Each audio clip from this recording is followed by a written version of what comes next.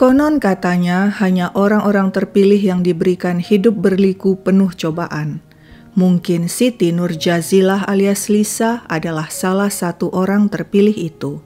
Sejak kecil hidupnya tidak mudah. Dia lahir di Dusun Jeru, Turen, Malang, Jawa Timur.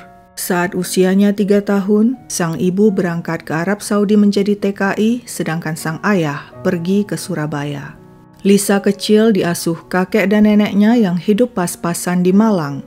Ketika keduanya tidak mampu lagi bekerja, tak ada pilihan, Lisa harus jadi tulang punggung keluarga. Dia putus sekolah di usia 15 tahun dan pamit meninggalkan rumah untuk mencari kerja di Bangunrejo, Surabaya. Di sana, Lisa yang manis menemui tetangganya yang saat itu telah jadi mami dan memiliki wisma Pondok Hijau, sebuah tempat remang-remang.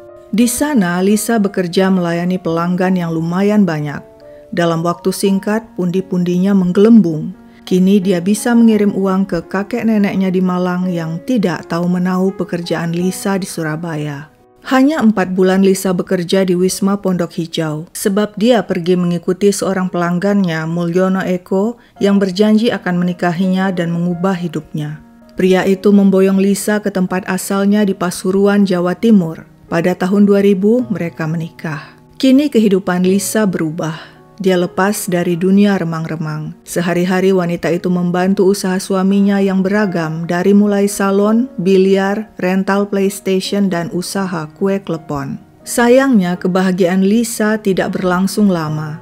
Dia menemukan kebohongan suaminya. Mulyono memalsukan surat nikah mereka yang dikeluarkan KUA Peterongan Jombang. Padahal ketika kemudian dicek, KUA itu tidak pernah mengeluarkan surat nikah atas nama Mulyono dan Siti Nurjazilah. Selama ini ternyata Mulyono sang suami sudah punya istri, Sulastri. Kabarnya selama menikah dengan Mulyono, Sulastri juga tidak bahagia.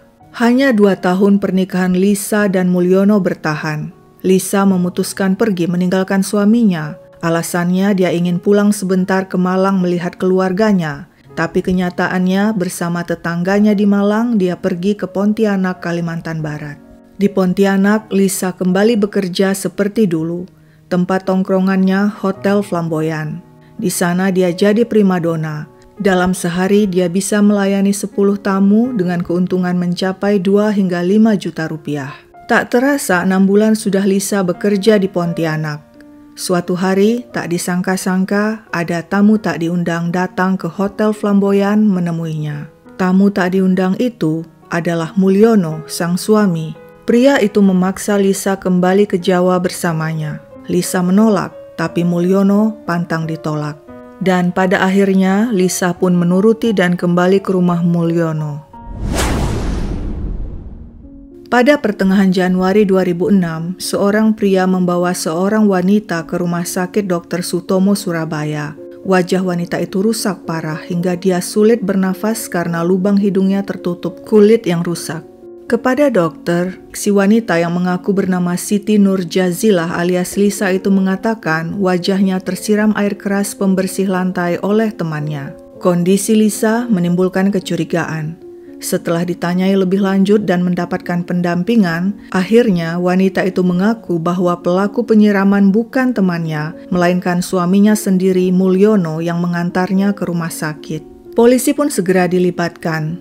Awalnya Mulyono membantah pengakuan Lisa, namun lewat interogasi, polisi akhirnya berhasil mendapatkan pengakuan Mulyono. Ternyata pria itu melakukan penyiraman 3 tahun sebelumnya pada 24 Desember 2002. Alasannya karena dia tidak ingin Lisa meninggalkannya dan kembali ke Pontianak.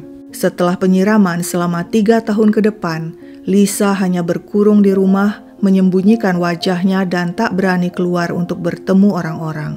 Meskipun keluarga Mulyono tahu tentang kejadian itu, mereka tidak melaporkan pria itu pada polisi.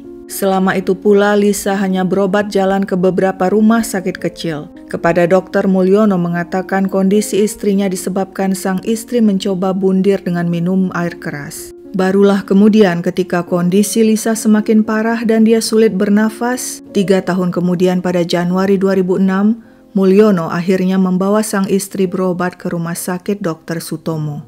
Hal itu menjadi kebetulan yang baik bagi Lisa, sebab saat itu rumah sakit Dr. Sutomo sedang mengembangkan teknik dalam transplantasi wajah atau face-off. Dokter pun menawarkan perombakan wajah total Lisa. Setelah dokter menjelaskan segala risiko, Lisa pun setuju. Seluruh biaya operasi dan perawatan pasca operasi yang mencapai miliaran rupiah ditanggung pihak rumah sakit. Pada 28 Maret 2006, operasi rekonstruksi wajah pun dimulai dengan melibatkan 42 orang dokter dari berbagai disiplin ilmu. Kulit punggung Lisa dikupas untuk menggantikan seluruh permukaan kulit wajahnya yang dibuang, dan kulit paha Lisa digunakan untuk menutupi punggungnya. Diperlukan waktu 18 jam untuk melakukan operasi itu. Lisa harus melewati beberapa tahap operasi. Terakhir, dia harus melewati masa kritis yang berlangsung sekitar 5 hingga 7 hari di ruang perawatan intensif. Setelah melewati masa kritis, kondisi fisik Lisa terus dipantau untuk menghindari terjadi pembekuan darah dan infeksi. Menurut dokter, Lisa memiliki daya tahan luar biasa terhadap sakit. Sementara itu, di sela pengobatan Lisa, sang suami Mulyono divonis penjara 6 bulan atas pemalsuan surat nikah dan ditahan di rutan Medaeng, Sidoarjo. Saat itu, dia mengaku dirinya tobat dan ingin kembali pada Lisa sebab masih mencintainya. Namun, begitu bebas, Mulyono kembali ditangkap dengan tuduhan KDRT terhadap istrinya Lisa yang telah mengalami cacat permanen. Pada 23 Januari 2007, sidang pun digelar di sela pengobatan Lisa. Persidangan itu istimewa, khusus digelar di ruang pusat bedah terpadu Rumah Sakit Dr. Sutomo, Surabaya akibat kondisi Lisa. Ruangan rumah sakit ditata menjadi mirip ruangan sidang sebenarnya.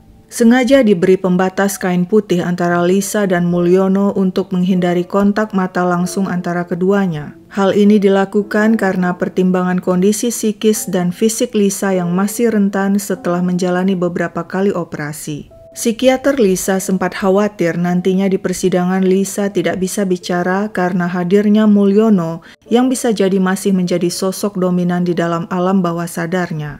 Namun kekhawatiran itu tidak terbukti, sebab Lisa bicara secara jelas dan lancar memberikan kesaksian dan menjelaskan peristiwa yang menimpanya tahun 2002. Lisa menolak memaafkan suaminya dan tidak menerima surat cinta dan setangkai bunga yang dibawa Mulyono. Lisa juga mengakui menikahi Mulyono karena ingin mengubah nasib, bukan karena cinta. Dalam persidangan terjadi adu mulut antara Lisa dan Mulyono. Lisa mengatakan penyiraman terjadi saat dirinya baru pulang dari Pontianak.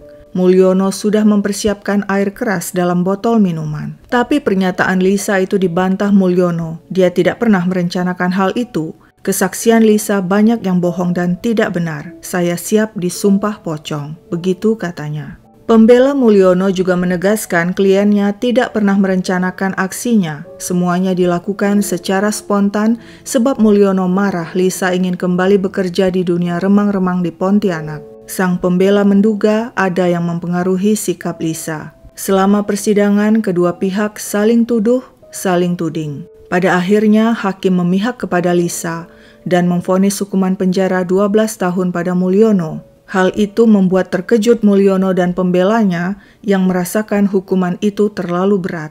Mulyono mencoba mengajukan kasasi ke Mahkamah Agung, tapi ditolak.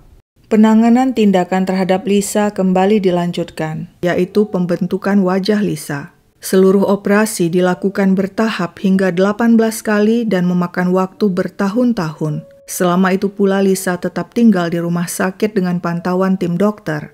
Lisa juga mendapat pendampingan dari psikiater karena kondisinya itu bisa berdampak pada kejiwaannya. Di rumah sakit, Lisa disibukkan dengan berbagai kegiatan, antara lain turut membantu menjadi motivator bagi pasien lain. Dia berbagi, menguatkan, dan ikut memberi harapan pada pasien untuk sembuh. Lisa juga belajar berbagai keterampilan terutama membuat perhiasan yang diajarkan seorang istri dokter. Ketika kondisinya mulai membaik, Lisa mulai ikut berjualan perhiasan di acara bazar rumah sakit. Pada 5 Februari 2014, setelah 7 tahun tinggal dan dirawat di Rumah Sakit Dr. Sutomo, Lisa pun dinyatakan sembuh dan dilepas tim bedah plastik Face Off. Seremoni pelepasan Lisa berlangsung di ruang sidang Direktur Rumah Sakit Dr. Sutomo dan dihadiri Direktur Rumah Sakit, tim dokter bedah plastik, psikiater, dan pihak pemerintah Provinsi Jawa Timur. Rekonstruksi wajah Lisa sudah mencapai 75%. Meski tidak akan bisa sempurna 100%, namun perbaikan sudah banyak dilakukan, sehingga dirasa cukup bagi Lisa untuk kembali ke tengah masyarakat dan hidup normal. Meski dianggap kulit Lisa sudah mampu bertahan dan tumbuh dengan baik, tim dokter tidak akan melepasnya begitu saja. Lisa tetap harus kontrol seminggu 2 kali dan bisa datang ke rumah sakit kapanpun. Perbaikan juga masih akan terus dilakukan di beberapa bagian wajah. Pihak rumah sakit mengucapkan terima kasih kepada pemerintah Provinsi Jawa Timur dan Kementerian Kesehatan yang telah mendukung pengobatan Lisa melalui bantuan Jamkesmas atau Jaminan Kesehatan Masyarakat dan Jamkesda atau Jaminan Kesehatan Daerah. Dr. Nalini, psikiater yang setia mendampingi Lisa selama 7 tahun mengatakan, selama 2 tahun terakhir Lisa sudah melakukan resosialisasi. Dia sudah berani dan percaya diri tampil di depan umum untuk sekadar jalan-jalan atau mengikuti acara bazar. Secara psikis, Lisa sudah jauh lebih siap walaupun nantinya tetap akan terus berkomunikasi dengan tim medis dan psikiater. Menurut sang psikiater, dengan latar belakang dan semangat hidupnya, Lisa mampu jadi seorang motivator bagi sesama pasien. Dr. Nalini sudah mempersiapkan mental Lisa. Nantinya di tengah masyarakat, Lisa akan menghadapi orang yang suka dan tidak suka padanya. Dan Lisa tidak bisa mengatur hal itu. Yang bisa dilakukan Lisa adalah siap menerima hal itu. Menurut sang psikiater, yang paling penting bagi Lisa adalah menampilkan inner beauty, kecantikan dari dalam, sehingga dia bisa diterima dengan baik oleh masyarakat. Karena Lisa belum dilepas sepenuhnya, maka hingga setahun ke depan, dia masih akan mendapat uang saku untuk biaya hidupnya. Berita terakhir yang diperoleh, Lisa tetap tinggal di Surabaya. Dia menjalankan usaha perhiasan dan aksesoris yang dijual secara online dan diberi label Lisa Jewelry Handmade. Selama pandemi COVID-19, bisnis Lisa menurun. Rencananya setelah pandemi berlalu, perbaikan wajah Lisa akan dilanjutkan oleh tim dokter Rumah Sakit Dr. Sutomo Surabaya. Demikianlah kisah hidup penuh liku Siti Nurjazilah, pasien operasi face off atau transplantasi wajah pertama di Indonesia yang namanya kemudian dikenal sebagai Lisa Face Off. Hal utama yang kini diinginkan Lisa adalah perubahan hidup ke arah yang lebih baik lewat sikap tegar dan sabar. Sekian dulu ceritaku, sampai jumpa kapan-kapan.